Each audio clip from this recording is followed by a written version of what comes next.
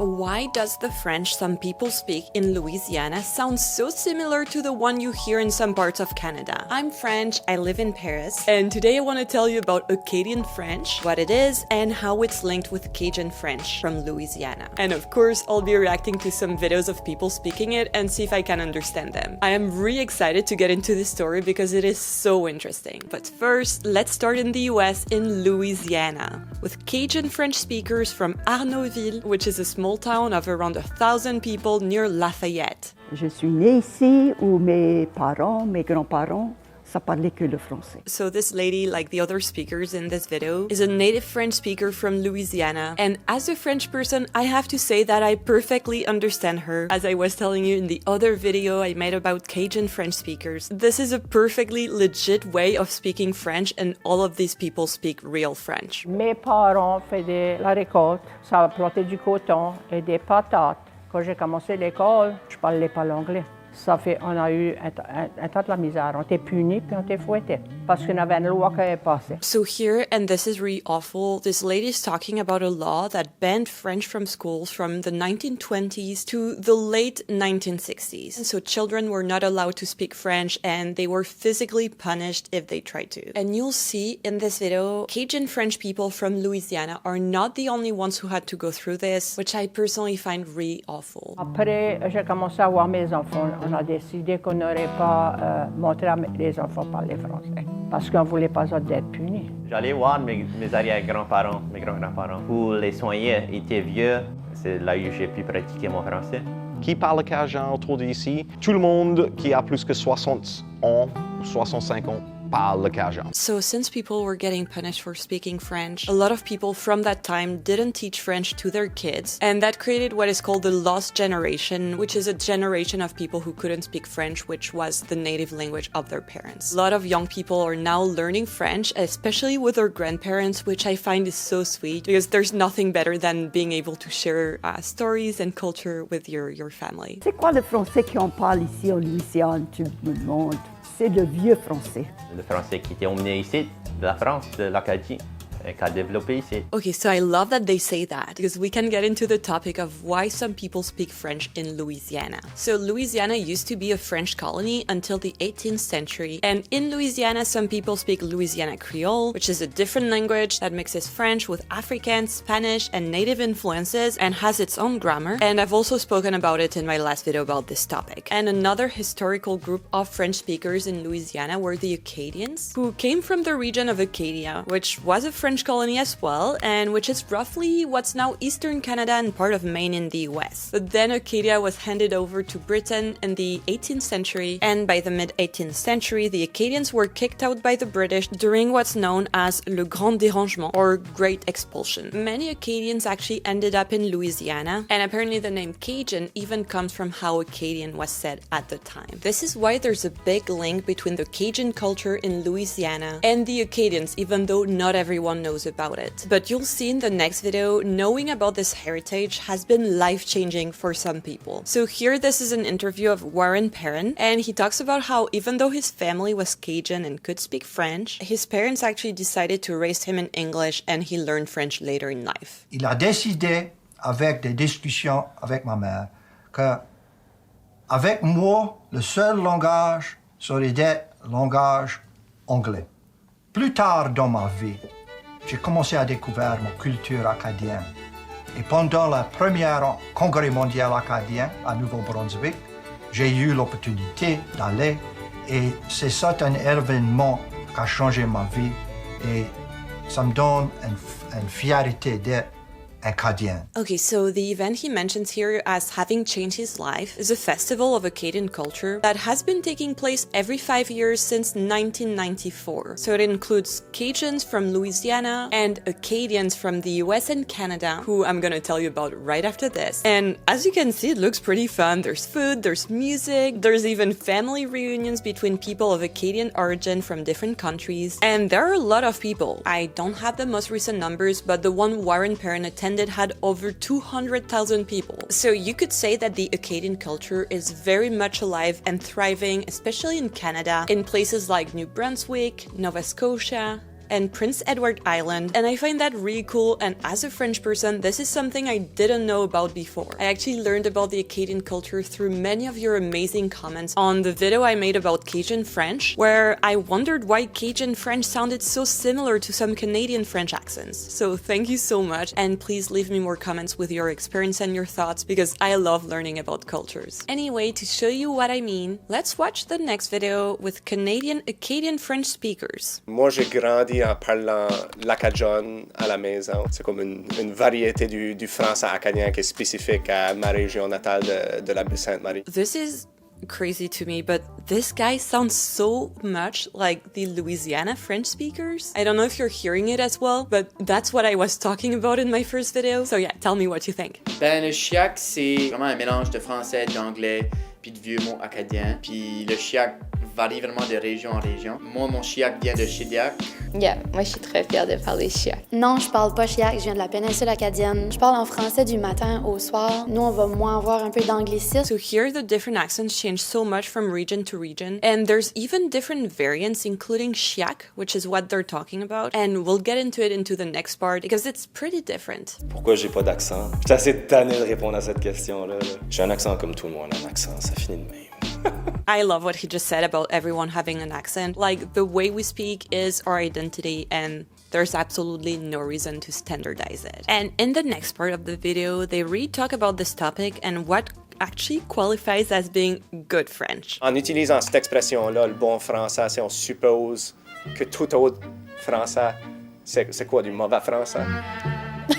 Ça n'existe pas, le bon français, ça n'existe pas, le mauvais français. Le français, c'est une langue de niveau, il y a plein de couches à une langue. Puis c'est justement le fait que cette langue-là a plein de couches qui la rendent vivante. I again fully agree with this guy, and that's why I really love making those videos about language, because there's not one good way to speak a language, and like all types of French are good to me, not only the Parisian one. Dis donc quelque chose en acadien.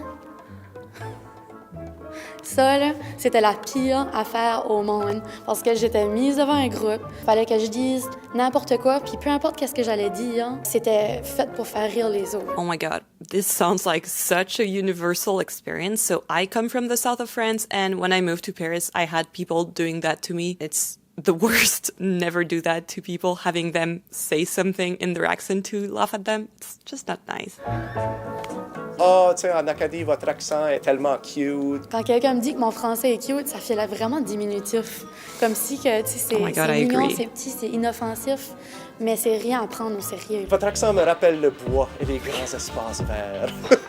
Oh my god, this is crazy because the same thing happened to me in a different way. When I moved to Paris, people always told me that my accent reminded them of their vacations in the south of France, which I found so annoying. But yeah, it seems to me that maybe Acadians are not getting the recognition they deserve. And as you can see in the graph I showed you before, Acadians are actually a minority in their provinces, and they are either surrounded by English or by a very different version of French in Quebec. Like, for my fellow French people, that's a common misconception. Acadian French and Quebec French are very, very different. A lot of the words are different, the accent is different as well. And it can be interesting to train your ear on different versions of Acadian French as well. And by the way, if you're curious about learning French, you should check out today's partner, Rosetta Stone. Rosetta Stone is an all-in-one language learning program where you can learn intuitively through their lessons built around real-world situations, like eating at a restaurant or going on vacation. Each lesson uses their dynamic immersion method, which is how you would learn in real life, so through seeing, hearing, and making sense of things in context. This is why Rosetta Stone is one of the easiest ways of learning a new language. It is also way more than just an app. You get immersive lessons, pronunciation tools, live classes, phrase books, audio for on-the-go learning, basically everything you need to start speaking with confidence, even if you're a total beginner. At the moment, Rosetta Stone is offering 60% off their unlimited lifetime language subscription, giving you unlimited access to one of their 25 languages for life with just one payment. So if you've been waiting for the right moment to start learning a new language, this is the perfect time. Go ahead and click the link in the description to check out this limited time exclusive exclusive deal. And I have to admit that before I started to get interested in how French is spoken in Canada and the US, I actually had no idea of how rich modern-day Acadian culture was. Like, I only quickly knew about the history, and that's all. Also, another thing I discovered is how there's still a lot of Acadian French speakers in New England in the US, and I'll tell you about them in the next section. Also, I wanted to tell you about Chiac, which is a mix of French and English that is mostly spoken by Acadians in New Brunswick. And I found this really cool Chiac creator named Ashley, and we're gonna watch one of her videos to understand how it works. So, all in all, le Chiac, il va y avoir des random mots anglais comme random. Il va y avoir des random mots anglais ici, puis là, j'ai sprinklé dans nos phrases. So first of all, this is way harder for me to understand. I actually watched hours of Chiac to train my ears for this video, because